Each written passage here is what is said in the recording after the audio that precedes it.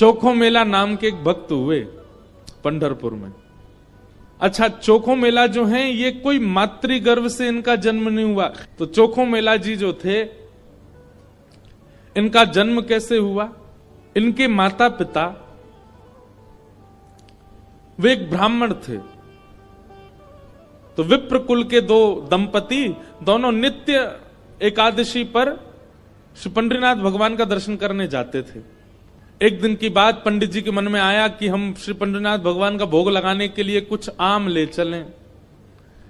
तो आम लेकर के पंडित जी और उनकी घरवाली दोनों जब मंदिर जाने लगे, तो ठाकुर जी तो इतने प्रेमी हैं भक्तों के कि मंदिर तक आम लेकर के आए, तब तक ठाकुर जी से प्रतीक्षा नहीं हुई। भगवान एक ब्राह्मण का रूप धारण करके बाहर ही चले गए और बाहर जाकर के वो ब्राह्मण दंपति से कहने लगे, हमको बहुत जोर की भूख लगी है, हम बहुत दिन से भूखे हैं, आपके पास बहुत सारे आम हैं, इसमें से 2-3 हमको दे दो।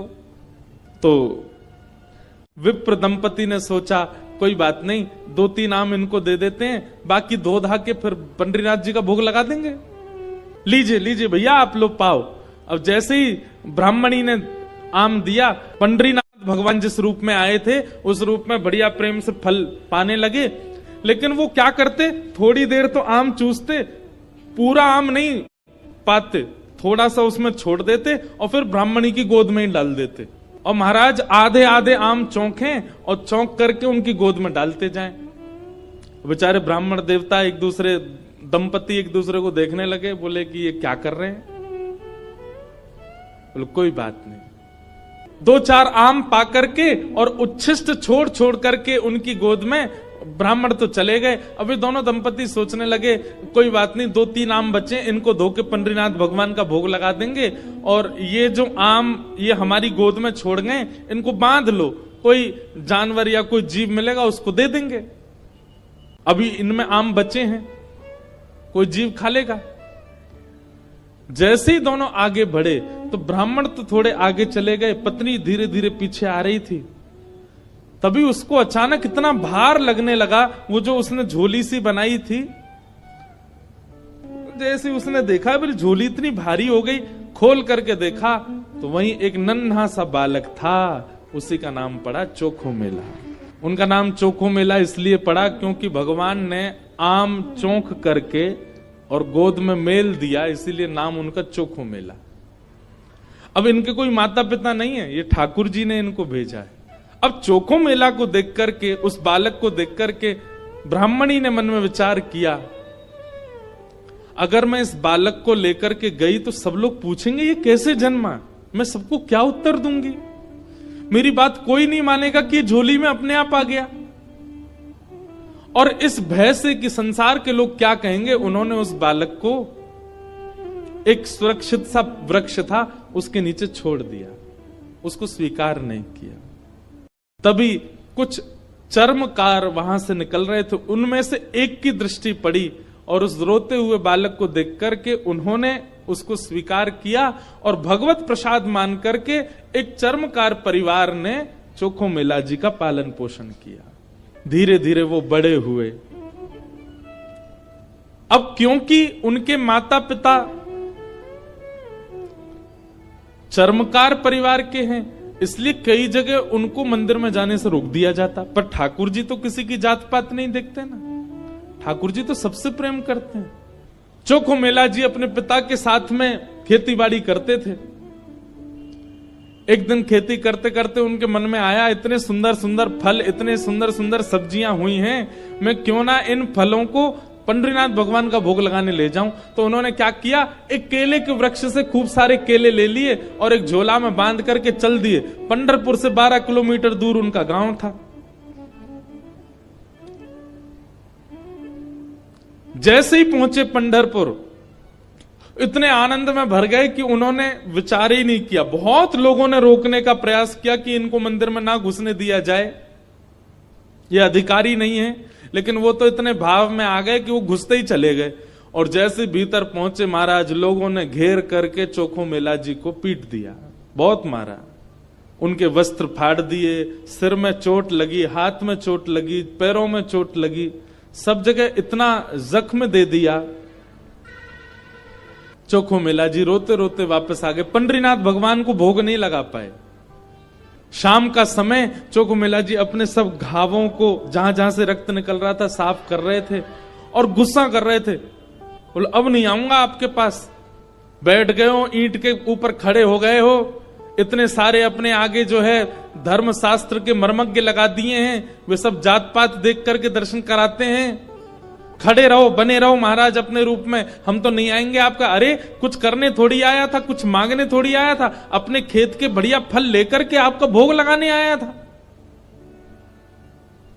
इतने में ही श्याम सुंदर पीतांबरी पहने चलते हुए चोखो मेला के पास प्रत्यक्ष प्रकट होके आ गए और चोखो मेला के पास आकर के गले में गलवैयां डाल करके बैठ गए।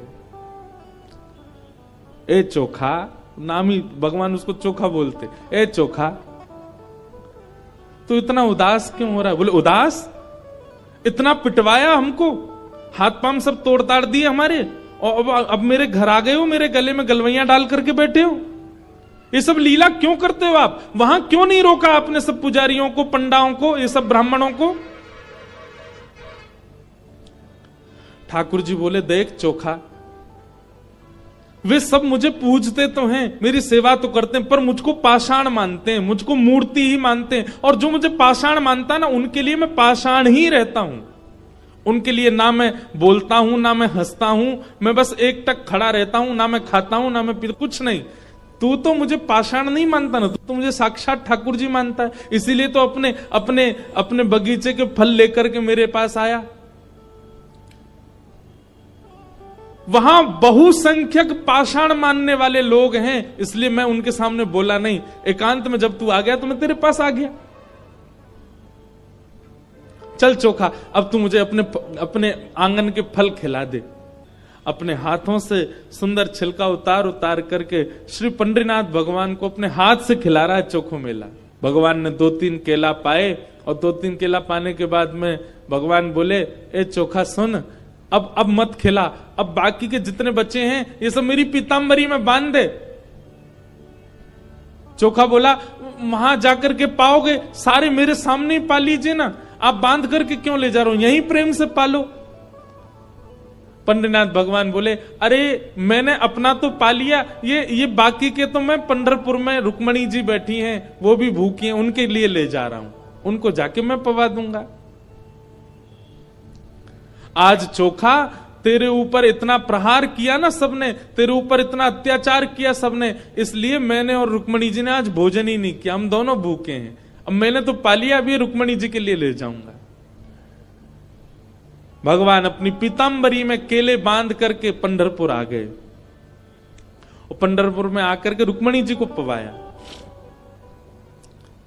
प्रातः काल ब्रह्म मुहूर्त में जैसे ही कपाट खुले, श्री पंडरीनाथ भगवान के चारों ओर केले के छिलके पड़े हैं और केले के छिलके देख करके सब पंडा पुजारी बोले हम तो कपाट बंद करके गए, ये केला के छिलका यहाँ कैसे पड़े हैं, ये कौन लेके आया? तभी एक उनमें से बोले कल वो आया था ना, एक चर्मकार का बालक, वही अपने संग बांध के लेके आया था इतने सारे केले, उसको सुबह तो हमने मार पीट के भगा दिया, निश्चित ही वो कहीं से रात में आ गया है और रात में आकर के सब यहां खा करके गया है ठाकुर जी के आगे।